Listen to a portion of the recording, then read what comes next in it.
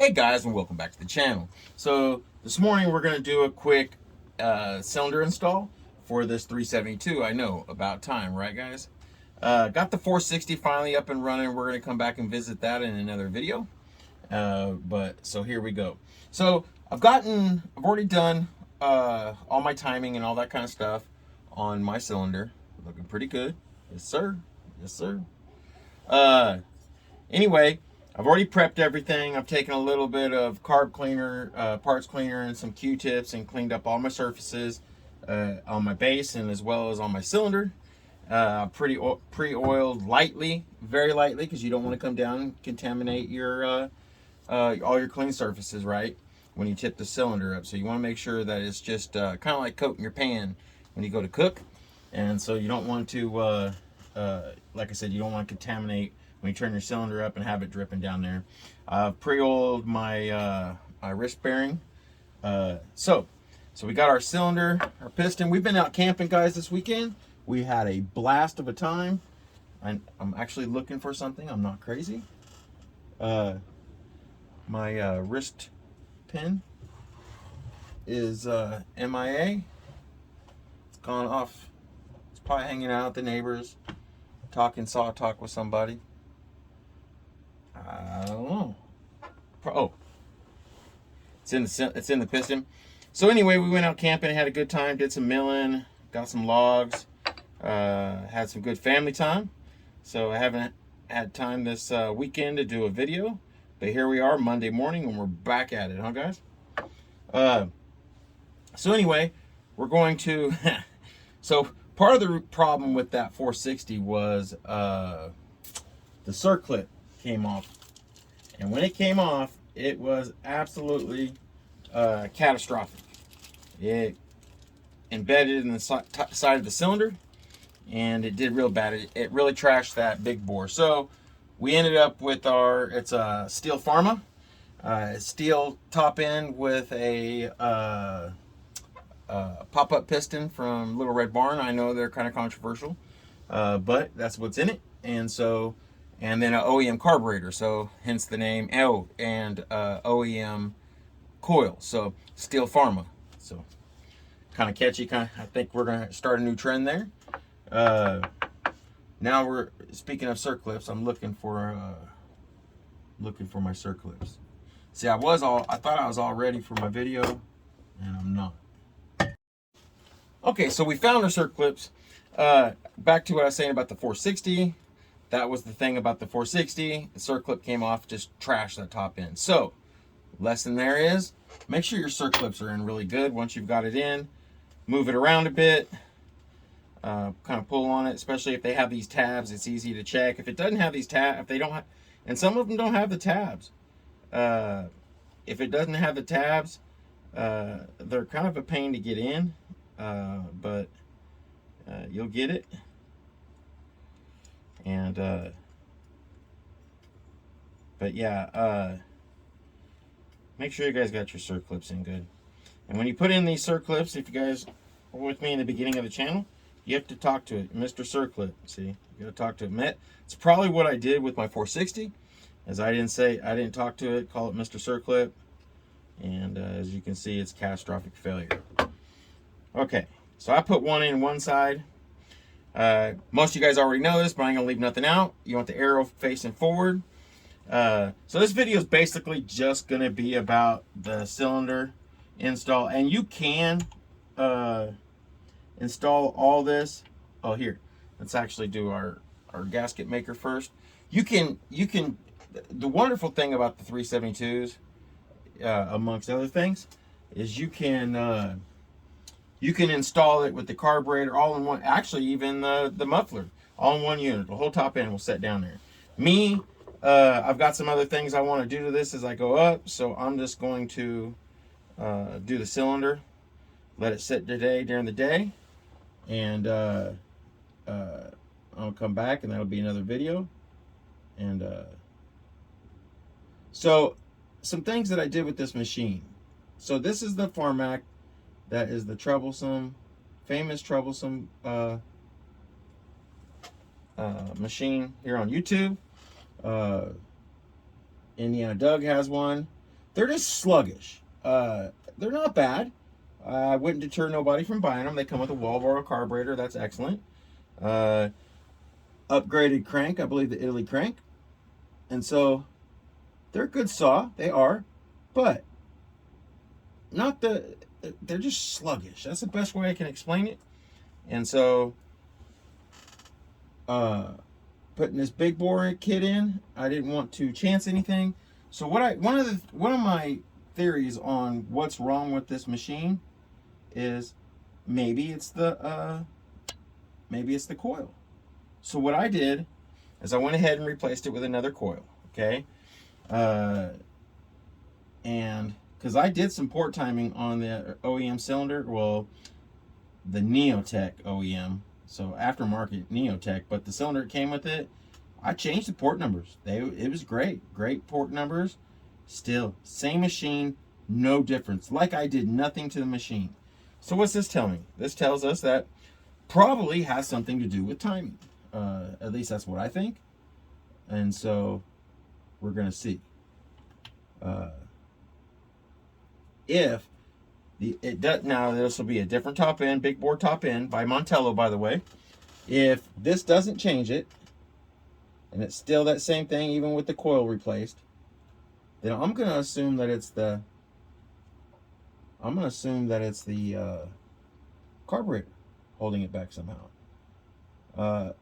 Although that's highly unlikely to me that everybody's carburetor on it, between me, novice lumberjack, and Indiana Doug, that all of us got some kind of bad carburetors. Just doesn't seem very probable. You know what I mean? So pretty sure it's the coil. I really am. So I'm putting this on. Now, I only do one side. I know a lot of people do both sides, and that's fine. I've never had one fail like this. I don't want to have to contend with the gasket maker as I set the cylinder. I just don't. But, and get it all over the piston, because I let mine, like I said, I let mine sit and set up. I've never had a failure with this gasket maker by doing it that way. So for now, I will keep doing it that way. And you just want to paint it on with your finger. It doesn't have to be, it doesn't take much. It sure doesn't.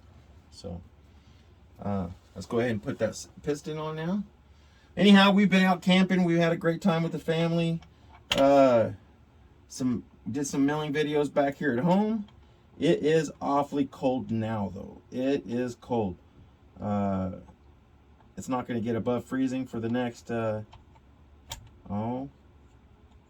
until Wednesday afternoon, and so we're going to be shut in, and it's going to be in the teens for most of today, Monday, and so that's cold for Oklahoma, and I'm not going to go outside in it and do no cut videos. So for those of you who have the notifications go off every 5 minutes because I'm uploading shorts, will maybe appreciate that.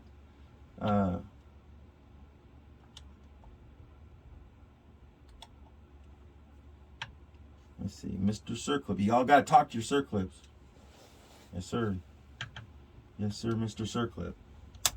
See it pop in when I said Circlip? It got to its head. And like I said, pull on it, move it around a little bit, make sure the puppy's in, because I'm telling you what, I did a funny video for TikTok. I don't know where the cylinder is now, but I did a funny video. I put it up here on YouTube. I was a little bit worried about it being a little controversial, but drilling out just drilled into my transfers and mocked up, act like I was porting. You know, saying just take a little bit, and obviously I was taking a lot. But I'll show you guys the cylinder another time. But yeah, the Circlip is absolutely embedded into the transfers. It is something else. And really was looking forward to that big bore, but it has an OEM cylinder. I saw it last for a very long time. At least the cylinder portion will. And so I'm happy with it. We'll do another 460 big bore in the future. All that tells me, y'all don't tell my wife, that tells me I have to buy another 460 before we can do a big bore kit on it, huh? So, actually, she's sitting behind me.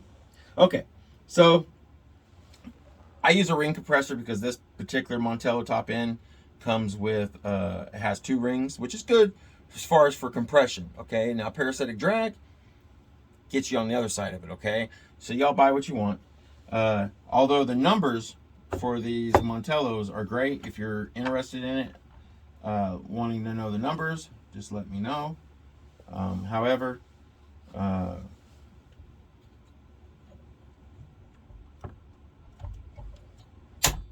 gonna set my chain brake to put this on.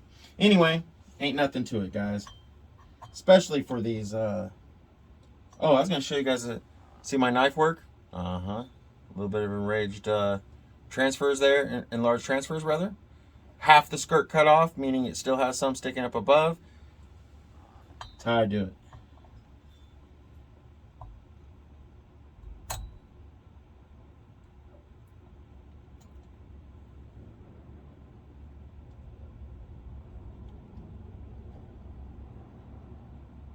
Y'all see how so that's the thing about these ring compressors for 372s, because the way these skirts are, really you can only hold them for so long and you're still gonna have to push them in. So there we go. Ain't nothing to it.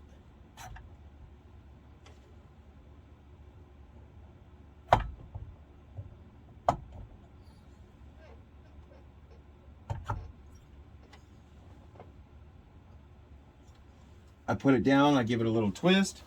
Boy, it looks good down on it, don't it? Give it a little bit of a twist.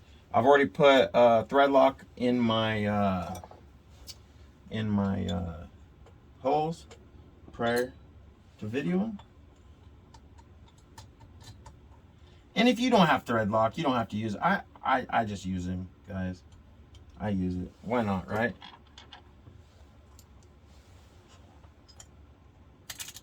Oops. Let's see.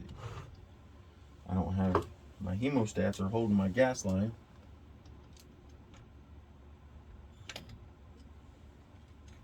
I love working on these 372s, guys.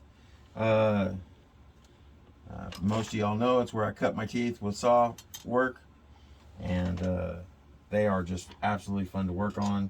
And look at this. It's like working on a old pickup truck under the hood. You can get to everything. It's so nice to work on, especially if you have your chain brake off and everything. It just really is. Anyhow, good time camping, good time with the family. We needed a little break. I uploaded, scheduled, did some uploads for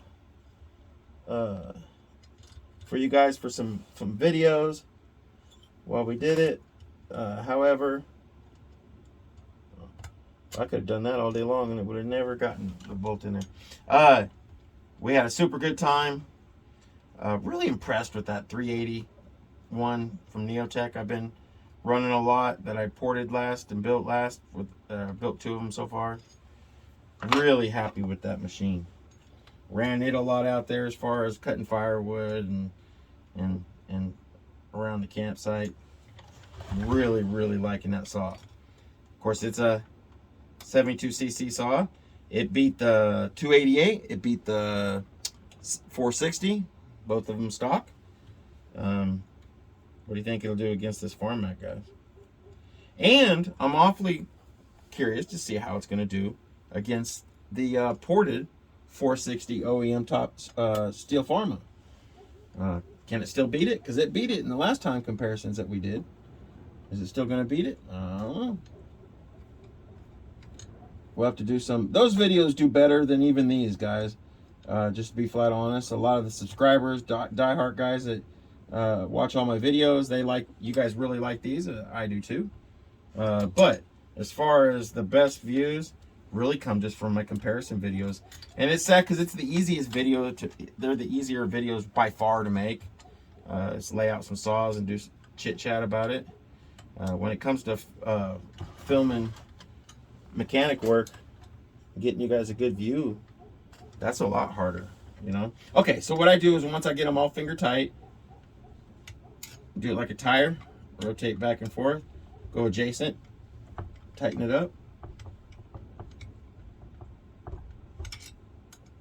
Come back over this one now.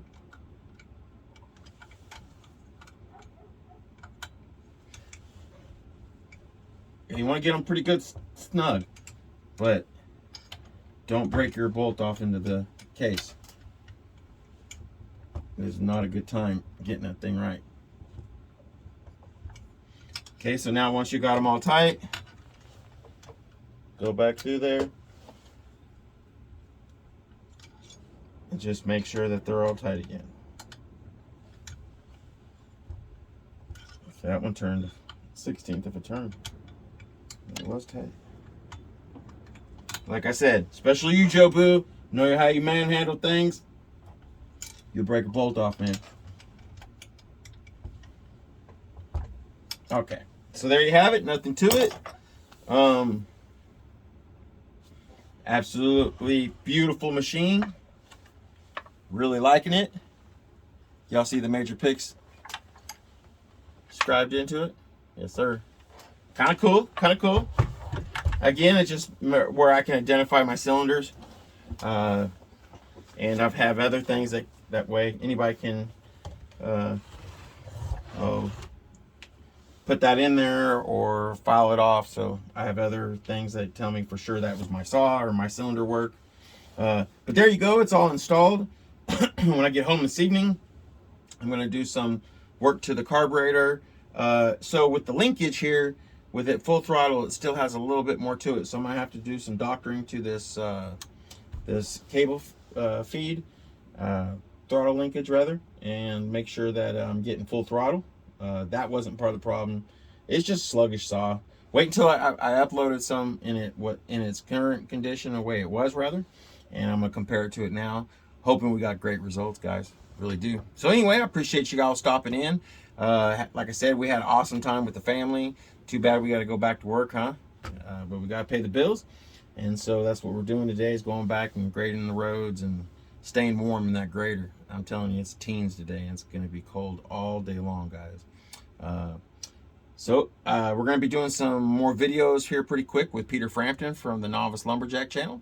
Got some pretty catchy, pretty cool videos coming up for that, so you guys want to stay tuned with that. Also, we're going to do some comparison videos with the 460, this 372, and so plenty coming up on the channel, guys. So anyhow, I appreciate y'all stopping by, and as always, stay safe.